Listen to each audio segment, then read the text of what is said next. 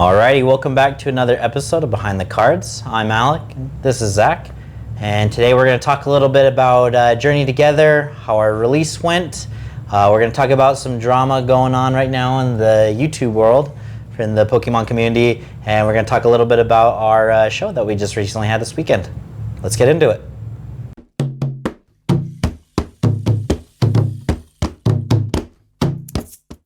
Alrighty, well, let's talk about our Journey Together release. We did our pre-sale and we sold out pretty quickly, and it was really good. Market seems to be holding fairly steady. Prices definitely aren't dropping like they normally have been. ETB boxes on TCG Player are sitting right around $83 shipped as of today, and booster boxes are still sitting about $241, which I think is about what MSRP is on that set. I'm pretty sure. I'll have to double check that, but I'm pretty sure that's still right around MSRP. So I thought MSRP was like 150. No, I think this set they raised it. Prismatic was like 150. Okay. But they raised it for this set, and I think it's still pretty high for the Team Rocket set as well. Yeah. So I'll have to double. I could be off on that, but I'm pretty sure that's the case. Because I remember people were being like, well, you should never go above MSRP, and then they raised MSRP, and people were like, well, what? So that was the whole thing. But yeah, so prices are looking good. So far things are staying pretty steady. Singles are pretty crazy still, but I think that probably had the biggest deviance.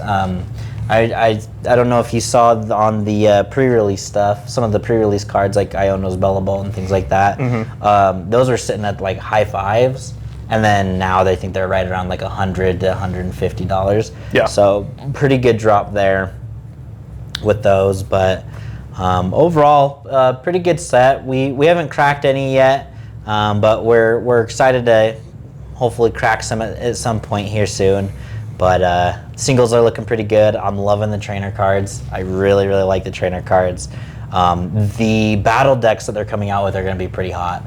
I think the MSRP on them is pretty high as well, but there's going to be some sweet cards in that. Yeah. Cool. Some of the trainer cards in there are going to be pretty cool. And then I think they're continuing that theme of the trainer cards with the Team Rocket set as well, because they've showcased some of the like Giovanni's like Mewtwo, different things like that. So that's going to be pretty sweet. I'm super excited about that.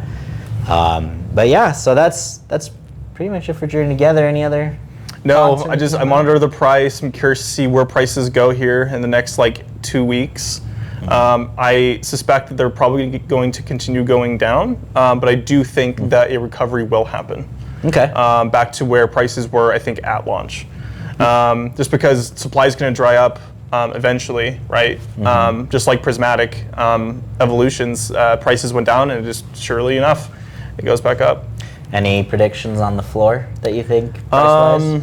For a booster box, I would not be surprised if I saw $220 to $200 for a booster box. I would not be surprised. I'm surprised they were still at $240, honestly. Yeah. $240 I think is a little high, I think, right now, but people are still buying it. They definitely still want it. Yeah. So I think it's great. I know the individual card prices, like the top card, the Clefairy, I can't think of what it's the full name of it, but that card's just been going down and down and down slowly over time, because it was like $350, $300 on pre-sale, but now it's like $280 or something like now. So it's going down pretty quickly. So I think it's just because there's a lot more cards out there than there was for Prismatic Evolutions for sure. Yeah.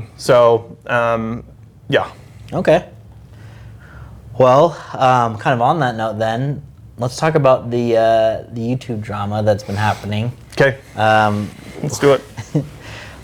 This will probably be our first video ever kind of really talking about this, but I think it's important because I think the kind of general mood in the community has shifted quite a bit since Prismatic Evolutions. Even I think a little bit of Surging Sparks kind of started kicking that off as well. But there's a pretty big Pokemon YouTuber, PokeNE, and we watch a lot of his content. We like to kind of some of his takes on things and the way that he kind of goes about trying to sell product.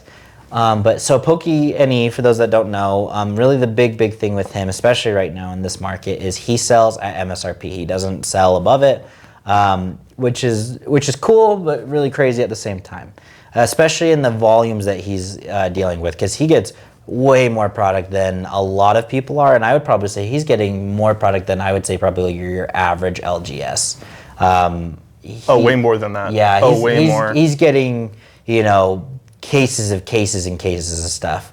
So his distributors are actually telling him not to give out a number. I don't know if you saw that. They're actually telling him not to give out a number because they're giving him a higher amount than most stores are getting. So. And stores get jealous. Yeah, exactly. So they complain. They complain. And they snitch. Yep. And it's unfortunate that happens, but it does. So anyways, one of his most recent videos, PokeNE was talking about his Prismatic Evolutions, Journey Together sale. And he talked about how he got thousands of emails, thousands of people being like, screw you, your website sucks, I missed out, like I logged on and I couldn't get my order in and it was already sold out, blah, blah, blah. And it just, when he was talking about it, you could genuinely tell it was like a mixture of like disappointment and like anger, like genuine anger. And I have to agree with him. Yeah, and I so do too. As a result, people just lost another seller selling at MSRP. A big one too. Yeah, a huge one. Big one. And so he said that after the Rivals set, the Team Rocket set, Destined this next Rivals, one, Destined yeah. Rivals, he's likely not going to be selling at MSRP anymore. And even Rudy from Alpha Investments has talked about this too. He doesn't sell at MSRP for that exact reason, because it's a damned if you do, damned if you don't situation. If you sell above MSRP, you're a scalper, you're this, you're that. And if you sell at MSRP and people miss out, it's screw you. This is your fault. It's you should have made a better website. You allowed bots to scalp it. Blah blah blah. Whatever, right? And he set a limit, and we did the same thing. He set a limit of 1 per item, and he even went a step further. And he manually went through those orders and was verifying that it wasn't going to the same addresses, it wasn't going to the same names. That's actually really cool. That's crazy, I did not know that. Yeah, he verified to make sure no one, got more than their fair share. Exactly. Yeah. But hey, screw him because I missed out. That's crazy behavior. Crazy behavior. Like that's so unhinged. And again, he doesn't have to sell at MSRP. He doesn't have to do that. He's doing that because he finds that there's value in doing so. He's providing value to his customers, and his customers who buy from him know that. And obviously this is probably a huge surge of new buyers coming to him. Obviously every store, we have people that buy from us regularly. I'm sure he has people that buy from him regularly, and he probably recognizes those names.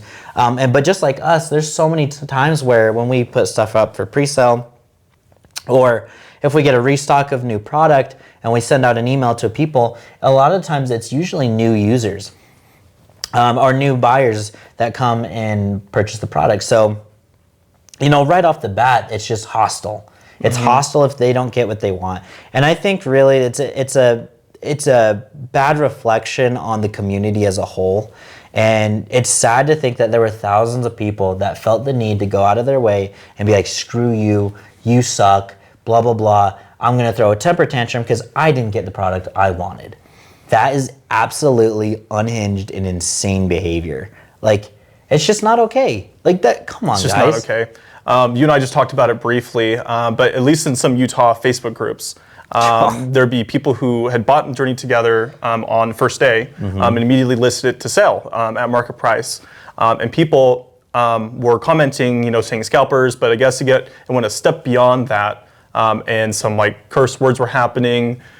Things were getting pretty serious. And I guess a mod had to step in, and a lot of people got banned. And a lot of stuff went down, I guess. And it's just wild to see this is where we're getting to. People are starting to bully scalpers. And I get the hatred. I do. I get it.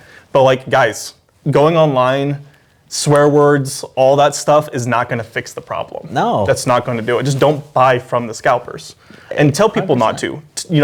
Help them out. Say, don't buy from this. Just wait. Because if you buy from a scalper, you're just supporting the system. It's true. It's going to continue. Well, and I think people forget that it's not necessarily the scalper that is to blame for the prices being what it is. It's the Pokemon company. If they really cared about it, if they genuinely cared about it, the print runs would be bigger. They just would, like, that's just what it is. And I think Magic is honestly trying to get ahead of this a little bit, because through our distribution network, we already had, they have all the sets basically till the end of the year up and ready to go. And I think speaking to our rep, what it sounds like is they're trying to get a real idea for these next sets that are coming out in Q3 and Q4, and they're going to try and make sure that they do a little bit more print than normal, because they don't want this like weird shortage to happen and artificially inflating a product that really shouldn't be valued at that. Yeah. So I think if Pokemon cared, they would do the same thing, but they're not. They're not. So it's like they are naturally like, it's just, that's the nature of the market. Pokemon's worth a lot right now, and it is what it is. Like, it's just, there's no, if you can't afford it, you can't afford it, and I get it. That sucks being priced out of a product that you want. You know, and everyone's always talking about, well, it's a kid's game and it's this and it's that. Sure, of course, but it's not always about the scalping aspect of it. A lot of the time, it's just people that want to collect it. You know, I mean, there's people like us that we've been collecting Pokemon since we were kids. So it has nothing to do with like, well, I'm only here for the monetary value. It's like, I've been collecting since I was a kid, bro. I just want to get products so I can open it and collect it. And if I decide I want to hold it and try and sell it later down the road, then great. But I don't think there's anything inherently wrong with selling at what market is. I really don't. Now, I think if you're taking advantage and like you're getting like a huge, like if you go to a freaking Target, right, and you just clear the shelves out and then you try and sell it at like 200% above market, yeah, that's scummy. Like, I don't agree with that. I think that sucks. Yeah. But to be competitive and stay in market, like, I don't think that's a bad thing per se. I genuinely don't.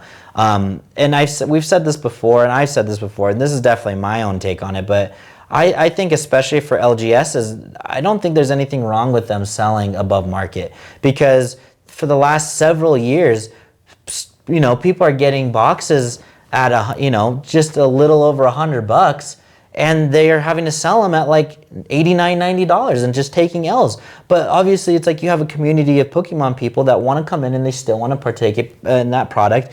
So it's like, my question is, all these people that are crying about, well, you're selling above MSRP, are you going to be saying the same thing in a year or two when prices go down and the market goes back down? Are you going to be saying the same thing when the stores are still trying to sell at MSRP? Or are you going to complain and just be like, well, I can buy it lower on TCG Player. I can buy it for $20 lower on TCG Player. Or you get like, that's my issue with all of this. It's just, everyone wants their cake and they want to eat it too. Yes. And it's so aggravating. And again, going back to what we're talking about, as a result, PokeNE is not going to be selling at MSRP anymore. He got burned. He got burned. He got burned because people suck. And they want to throw tantrums when they don't get what they want. And I feel bad for him, because in his videos, he says very clearly, like, I have, like, he has, like, several thousand people on his, like, email list that he sends stuff out. Tens of thousands. And he's like, if I were to break every box down and do it by pack, he still wouldn't have enough to give one pack to each person. Yeah. So he knows he's not getting enough product. Yes. And people still got mad and upset. It's crazy. Again, it sucks. I understand that people are upset, but man, when you push someone to a point where they're like, screw it, you get what you sow, dude. Yeah. Like, or you get what you reap. Yep. You know, it's like, that's the end result there. Yep. So it sucks, but I think it's an important conversation to talk about. You can't get mad at stores because they run out of product. You can't get mad at stores because you didn't show up to the pre-release on time or early enough. That's not the store's fault. The stores are working with the allocation that they're given, and that's that. That's that. As much as we would love to give more product to our customers, yeah. Obviously, like, it's good for us, it's good for you guys, but it's just, that's not how it works. It sucks, but that's just not what it is. So it's hard. It's frustrating for everybody, but I think to just go after stores and people and creators is just crazy. And you're just going to create more villains than you are fix the problem. A lot of YouTubers have said, if you want to get the product, you need to find a good, reliable place to get a pre-order in. Yeah. And one that you can trust to actually fulfill the pre-order. Because remember, the debacle with Prismatic Evolutions is stores figured they would get the same allocation they have in the past.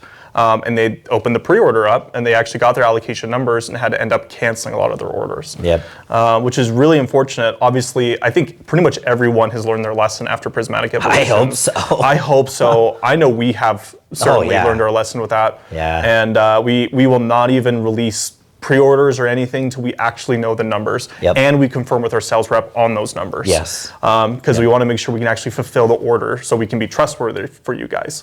So, yeah. It's true. It's true.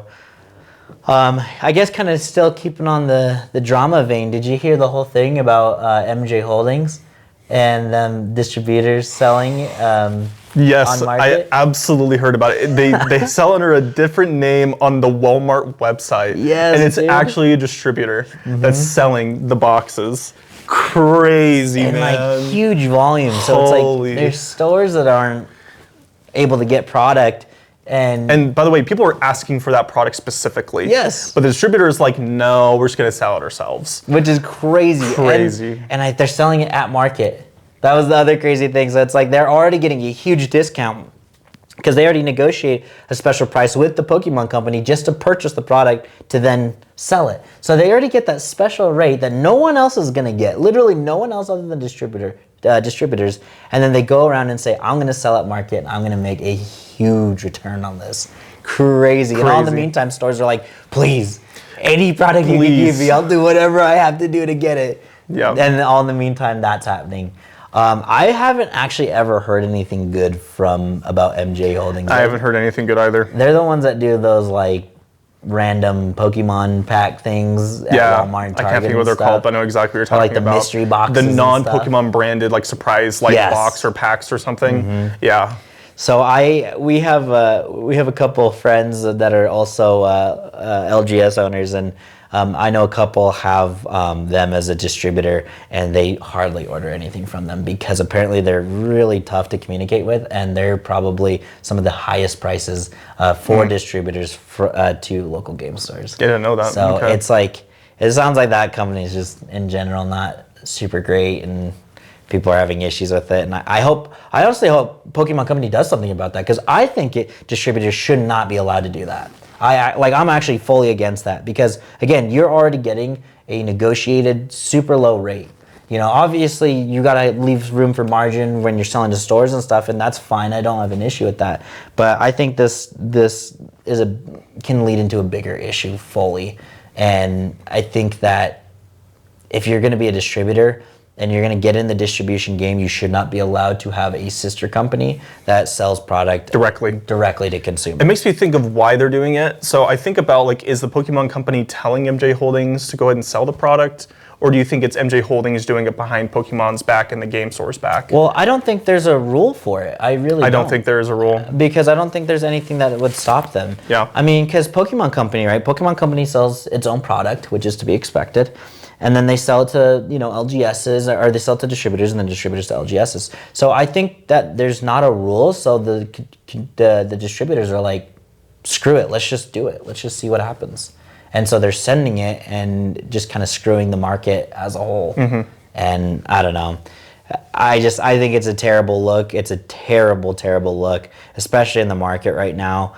To me, that looks greedy more than anything else. I mean, I get it, your business and your whole objective is to make money, and I'm okay with that, but that to me feels wrong. I don't think that's okay, but it is what it is. I guess we'll see what ends up happening. Yeah. So, but I guess to kind of wrap it up, why don't we talk about our show that we had last weekend? Yes. We had our local show, one of our favorite local shows here. Crossroads. The Crossroads Card Show. Platinum Toys puts it on. They are in our Southtown Mall here in Utah. It's located in Sandy, Utah. And it's just been such a great show for us. We learn so much every single time we go, and it's just such a fun time, and getting to be around other sellers and vending and getting to interact with the community is always super, super fun. We try and do a big giveaway every show. We try to give out some ETBs and different things like that. So we did another Prismatic Evolutions ETB this one, and it was super fun. And we were able to give a box away to our winner, which was super, super cool. But let's talk a little bit about kind of things we learned, how we did overall, and yeah. So let's talk about results, and we can talk about what led to that result. Okay. So we did double in sales what we did the previous show before that. Yes. And that previous show we did like 3 times the sales. So what do you think we did better this time than the previous show? We came in with a lot better card selection. Yes. We have really been putting in the legwork to try and get higher value cards and just overall more of what people are actually looking for. And I think we found the sweet spot. I think we have a lot better idea as far as what cards we're selling. We know exactly, there's definitely cards where when people come in and they ask for trade, we'll take them right away, no questions asked, because we know in that same show we're going to sell it almost right away. So I think now that we have a better idea of that, and then we also have a better idea of what is kind of the average purchase value. What is the average person is coming up to our table? What are they actually willing to spend on cards? So spend wise versus trade. I think people are spending $30 to $50. I'd say in that vein. It was a lot less people just trying to buy packs. Yes. Than the previous show, which has been awesome to actually get rid of some cards. I was really happy to be able to be like, oh yeah, selling a $20, $30 card, great, let's do it.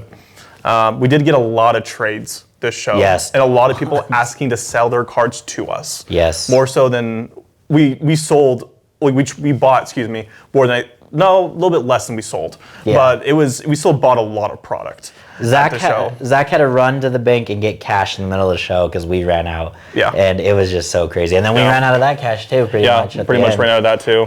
So yeah, it was nuts. Do you feel like there was anything in particular that was maybe harder or something that we struggled with that this show we did better? From the previous show? Just previous shows. We came prepared with pricing this time. Yeah. We had priced everything out before we got to the show and put everything up. That was great for us because we didn't have to be like frantically doing anything. I think for our next Crossroads show, which we're going to be going to in May. I'm pretty sure we're signed up, right? Yep. We're going to have 2 display cases because it got to the point where we just had a pile of just cards to look at, and these are not cheap cards. No. Some of them were like $200, some were like $50, $30, a whole pile of them. And people going and scrolling through that, and I'm like, it would be so much better if we just had 2 display cases. Yeah. So we have to. I think we're going to have to. It's at that point. One thing that I thought was really cool is other vendors are now sending people to us for anything Magic. That was really fun. Magic's our bread and butter, so that's where we, I feel like really kind of come in heavy with stuff. And so it was nice to actually have people coming up. We sold quite a bit of Magic, not as much as last show, I don't think. Yeah, I don't think so. But we still moved quite a bit, not nearly as much sealed, but we did get some single movement there. So that was good. A lot of Lord of the Rings specifically. Yeah, tons of Lord of the Rings stuff. Yeah. So the Commander decks are still so far doing the best as far as overall sales. I mean, people just like them. It's easy to pick up and play and kind of get you rolling in the game, and also gives you some stuff to pick through. So we sold less than I thought we were going to sell in Commander decks. Yeah, agreed. I don't think this was a great show for Magic, but it was definitely not bad. Oh, it was great for Pokemon. That was phenomenal for Pokemon. So, but it was super fun. We had a good time.